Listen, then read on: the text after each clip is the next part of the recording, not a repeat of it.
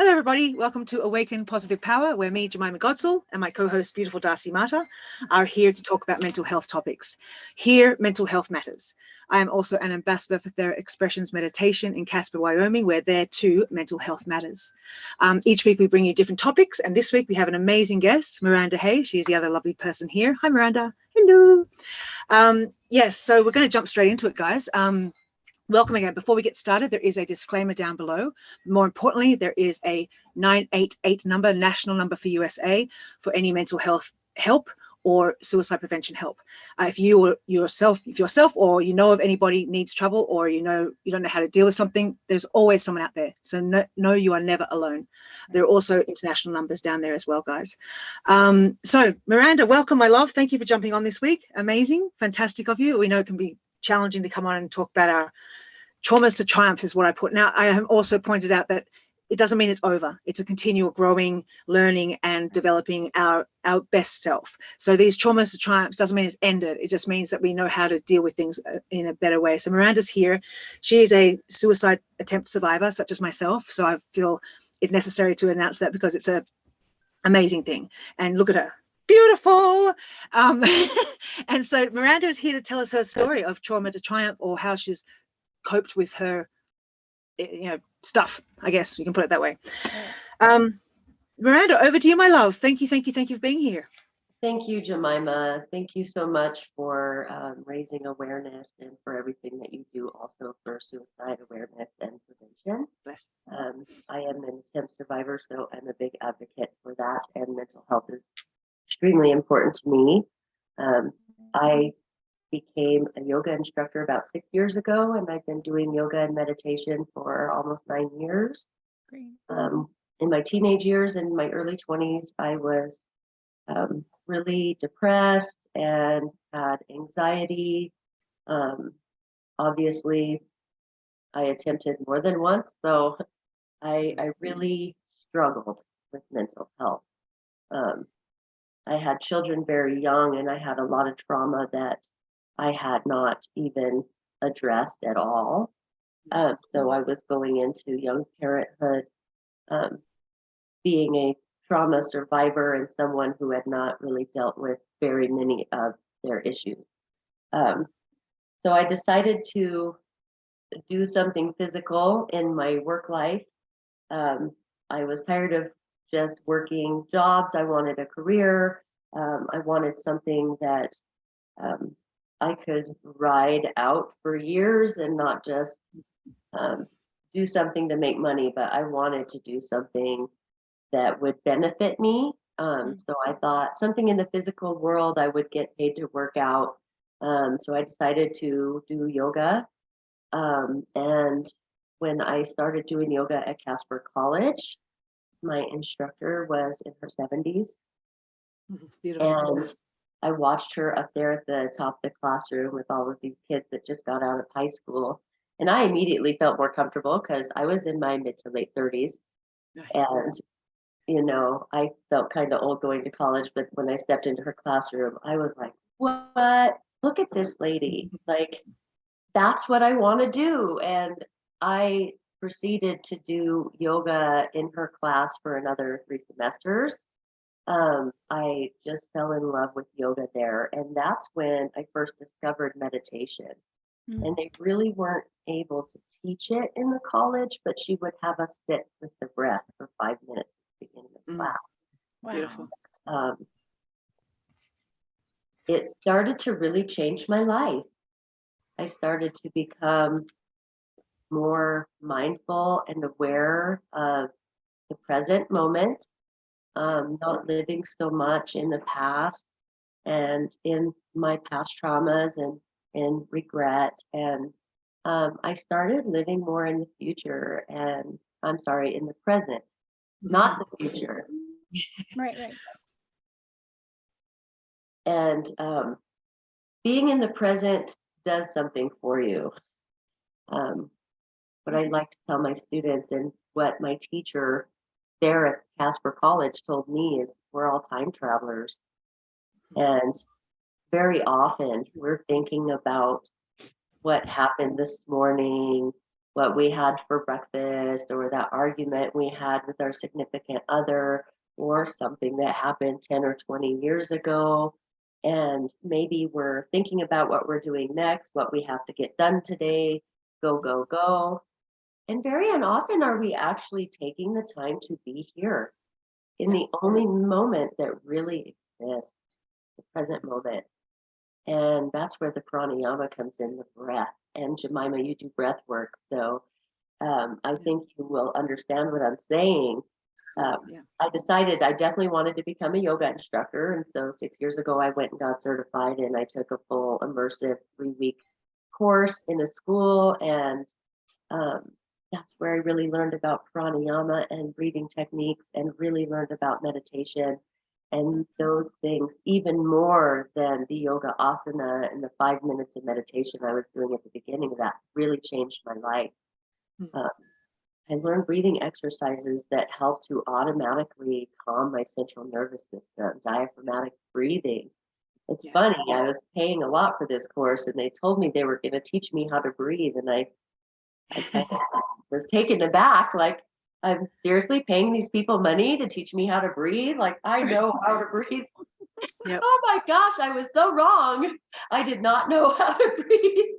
I was a chest breather my entire life, and a smoker from a very young age. So I was only breathing into my chest.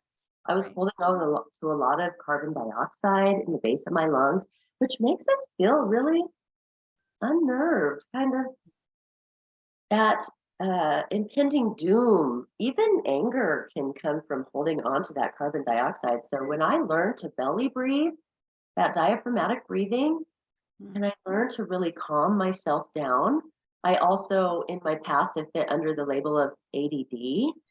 I like to say I don't like to fit under any of those labels anymore. I am not my depression. I am not past trauma. And those are things that I learned from yoga and meditation. And that breathing, it's always present. I'm breathing in, breathing out, and that's in the present moment. And, gratitude has been another amazing tool. And I call them tools because that's what they are. And the more I do yoga, and the more I do meditation, and the more breathing exercises I learn, or sound healing, there's so many holistic tools that I have on my belt now, that I don't have to feel like I have to take a pill, or I have friends that I talk to. I think counseling is a wonderful thing. I don't think that there's really a substitution for that talking that you do, but to be the observer of your own thoughts, to be this changed my life.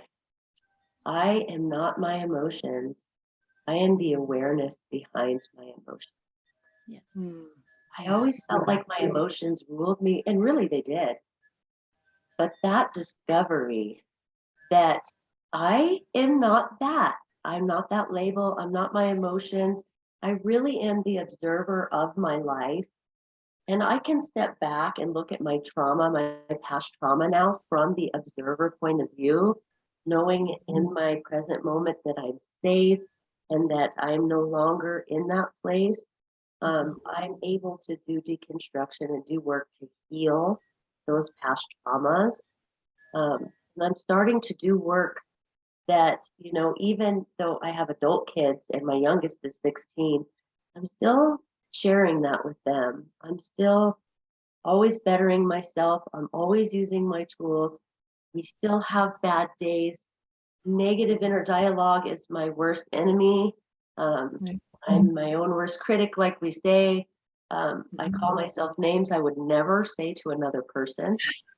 And so that mindfulness is just knowing, like, hey, why am I talking to myself? I don't deserve to be talked to that way any more than another human deserves to be talked to that way. And just being mindful of what my thoughts are help me to train my thoughts and my brain. So when I'm getting those thoughts, I realize, like, hey, my brain is lying to me right now. I'm not the worst. I'm not worthless. I am just human. And some days we just exist. And some days we conquer the world and put red flowers in our hair. And some days we don't even shower, but I am okay with that now. I have acceptance because of the tools that I've gained. And I am not the past. I'm not my depression. I am a living, breathing human being. And I'm wanting to experience my moment now with you lovely ladies and anyone else who's listening, because it will be gone. It'll be the past in just a moment, and it'll be gone. So more than anything, grasping the present moment and living in gratitude, having acceptance and not clinging to or rejecting, right? Mm-hmm. Wow. There's a good thing about not clinging to, and people ask me, like, why wouldn't you want to cling to a moment? Like, this is the best moment ever. Mm-hmm. And the reason why is because once we have that experience, it seems like everything in comparison isn't good enough. And a wonderful example of that is addiction. So when someone is high, they feel like this is the best moment ever. I feel so amazing. And they're always going back to try to get that again. Yeah. Yep. And boy, does it ruin their lives. And then the way you feel about yourself, and then you're living in regret of the past. And it's just such a vicious circle. So that present moment and not clinging to or rejecting and just recognizing it for what it is. Ego is a big thing. It is kind of who we are, right? It's our personality. Yeah. But there's a time to step back and observe and to realize it's not all about us. And this is not the worst day ever or the best day ever. And tomorrow will be a different day. But today I'm just going to make the best out of where I am, and I'm going to be accepting of where I am, and I'm going to be my authentic self as much as possible, loving, kind, patient, forgiving. Those are all things that love means to me. And so I need to be that authentic self, not only to others, right, but to me. But yourself. What amazing. What a power-packed chat that was. Miranda, such an inspiration. Now I have to ask you, it's a sort of throw it out there question. For those who are struggling right now, what's 2 important things you'd like to say to them, or 2 important things that you can give to them to heal or to find healing or whatever? Just 2 things that sort of spring to your mind. I know, sorry. Hey, that's all right. I'm good with improv, and I'm a talker. Okay, good. So I have great advice for people who are struggling right now. And I think the first thing is to recognize that you can get better. You can heal. And there are physical ailments that we may not be able to recover from, but we can heal our past trauma, and we can heal our hearts. We can heal our minds by training them, and to know that all you have to do is we base our worth. All you have to do is breathe. We base our worth on what we can get done. And just having 2 knee surgeries where I couldn't put weight on my legs, I really struggled with that. Like, I feel like I've grown so much, and then it's like, I can't clean my home. I can't carry a meal or my coffee across the house. Not being able to do things, not only for myself, but for other people, it made me feel like maybe I wasn't worthwhile. And it's not true. All you have to do is exist. You will have days where that's all you can do, and that's okay. And you are worthy. Something that really helped me to learn that was my dog, Wilbur. I love my dog so much, and he brings so much joy to my life just by being my dog. He doesn't clean my house for me. He doesn't help me financially, right? He costs me money. Like he's not productive in just anything, but just being adorable and being himself. And that is enough. And I need to understand that I'm at least as worthy as a dog. We are. We are worthy. We are worthy of being loved, even if we can't be productive and give right now. Some days you just are trying to hold on to what's in your cup, and you don't have anything to pour into other people's cup. Yeah, and I just have to say that idea, just sticking with that idea about we don't have to be productive. Sometimes we don't even realize how productive we are, even when we're doing nothing. It's our perception. You know, we're saying, I'm sitting here. But if I'm sitting here in peace, or if I'm sitting here in acceptance, or if I'm sitting here in turmoil, how I'm handling that, how I'm being with myself is very productive. And that energetically ripples outward from you, whether you realize it or not. And so, that inner work, absolutely. Inner work. Others don't see that. Yes. If you're just sitting in meditation. Right. When my son found meditation in high school, he actually found it before me. My son's a Buddhist. He told me one day so proudly, Mom, I've gotten to a place where I can sit in meditation for 2 hours. Wow. And I remember thinking, wow, that's really a waste of time. You could be being productive with that time. You could be cleaning your room for 2 hours, or like, you know, I didn't get it. And I've had to go back and apologize to my son. Right. Because amazing, amazing work is done there. And I just didn't understand. He was really at a place where I wasn't where he was at that moment in time. That inner work is productive for sure. Healing ourselves and filling our cup helps us to be better for everyone around us. If we think of the person that we love the most, we want them to be joyful and happy and fulfilled. And so if we think of that, we're doing that for others when we're making ourselves joyful and happy and fulfilled. The people that love us want that for us. Right. And so we're really doing that for them, and we can bring our best, joyful, happy self to others. Yeah. Beautiful. I know we have to kind of keep this short today, guys, so sorry, we're on a bit of a time restraint, but Miranda, thank you so much for coming and inspiring us all. What a journey you've been on. What a journey you've been on. Really beautiful. Beautiful. Thank you. Thank you. Thank you. Darcy's going to pull a card for you. Or did it jump out already, Darcy? Oh, yeah. Actually, yeah, hell yeah. Now, these are always talk to us like spot on. So it's kind of crazy. So what I do is as you're talking and I'm listening, I'll also ask the cards, like, is there anything we can give to Miranda today? Any message for Miranda that she can take away from today, because she's giving us so much. And so I got 2 cards for you, which is interesting because Jemima said, can you say 2 things? Which I thought was interesting. And then, so the first card was prosperity begins. Beautiful. The second card was also a number 1, love begins. Oh, wow.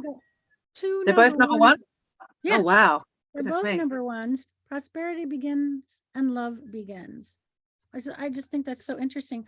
I'm using John Holland's tarot, a psychic tarot deck. So can we just read Prosperity Begins? So this card brings a message of new beginnings, prosperity, wealth, and new business, which could soon be in the palm of your hand. And it may be the result from your hard work, past efforts, and investments, or it could show up unexpectedly. It may even be presented as a gift with careful, diligent planning. Recent endeavors, money-making ideas show great possibilities and promises of monetary gain. How lovely for you. Lucky. And it says, you. I know, right? I'll take it. I like prosperity. Yeah, and so this is a time to focus on the most beneficial outcome. Expect the best and envision that new project or new job or whatever you're working on is having a successful result or moving to a new level. You know, it might not just be getting back to being able to physically do yoga. It would be good for me. Yeah, moving to a new level. Absolutely. Feel it, see it, and most important, believe it. And when you focus on abundance and the positive aspects of the material world and offer gratitude, as you're saying, prosperity in all forms will flow more evenly. So as you're moving Beautiful. back into your work, Yeah. right? Just really knowing that it's really going to come back to you in an amazing way. But I think it's so interesting that it came out with love begins. And so you have a lot of new things coming to you, maybe a new perspective or new people, something new that's coming in. So your cup is about to overflow with joy, happiness, and positive feelings, although you seem to already be really overflowing that way, and you really seem to know how to share that with your world. This signifies that a new love opportunity beckons. So some new level is coming to you. This doesn't necessarily have to be physical love. It could represent a passion, a devotion for an idea, a goal, or a new creative endeavor. This would be a perfect time to open yourself and your heart to higher vibrations and loving energy of the universe. When past issues are resolved, when forgiveness for others as well as yourself has been attained, when your heart is truly open and ready to receive, new roads leading you towards love will be revealed. So as you are on this path, I have a feeling that some new understanding, some new level of awareness, some new power and gift is coming to you. And I can't imagine a more deserving human being. So good for you with all that coming to you. And let Thank us you know so what it much.